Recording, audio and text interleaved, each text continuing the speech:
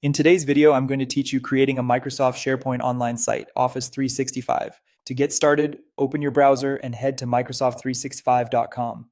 Sign in with your work or school account.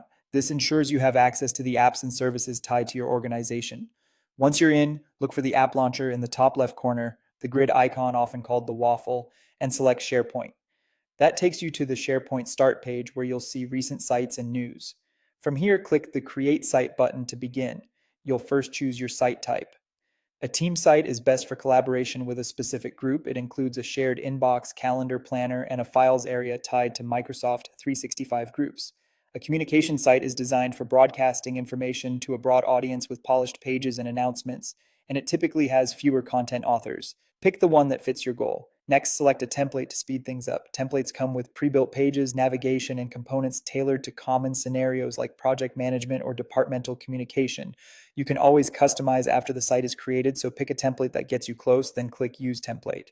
Now give your site a clear, searchable name and add a short description to help people understand the purpose. Choose your privacy setting. Private means only members you specify can access the site, while public allows anyone in your organization to view it. If you're handling sensitive content, private is usually the safer default. Confirm the site address and related options shown, then continue. You'll be prompted to add people. Type the names or email addresses of colleagues you want to include.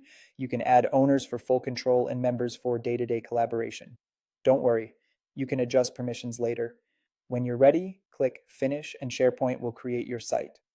With your site live, organize files and document libraries. You'll see a default documents library. You can create additional libraries for different teams or content types, add folders or metadata to classify files, and use features like version history to track changes. Keep structures simple and consistent so everyone can find what they need.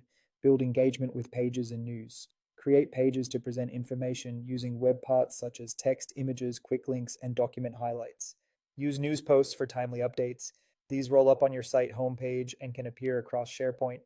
Finally, use lists to track data like tasks, assets, or requests. Start from a blank list or a ready-made template, add columns for the details you need, and create views to filter and sort. Lists make it easy to capture structured information and collaborate without spreadsheets. That's it. You've created a SharePoint site and set it up for effective collaboration and communication.